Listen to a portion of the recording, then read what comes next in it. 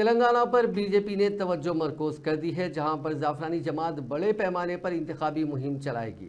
इस माह की 29 तारीख को बीजेपी के कौमी सदर जेपी नड्डा तेलंगाना का दौरा करेंगे। वो कोत्तागुडम महबूबाबाद में इंतखाबी जलसों से खिताब करेंगे।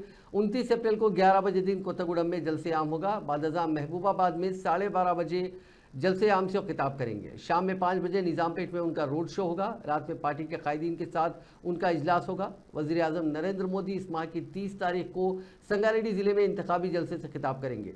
आने वाले माह की 3 तारीख को वरंगल हल्के लोकसभा में एक जलसे से मोदी का खिताब होगा। भुवनगिर नलगुंडा में भी उनके जलसे होंगे। 4 मई को महबूबनगर के नारायणपेट चेवल्ला लोकसभा हल्के के विखाराबाद में भी होने वाले जलसों में मोदी शिरकत करेंगे। मरकजी वज़ीर दाखिला अमित शाह 1 मई को चार मीनार असेंबली हल्के के गौलीपुरा में 5 बजे शाम रोड शो में हिस्सा लेंगे। लाल दरवाज़ा की मंदिर से इस रोड शो का आगाज़ होगा, जो शाली बंडे से होते हुए गुजरेगा।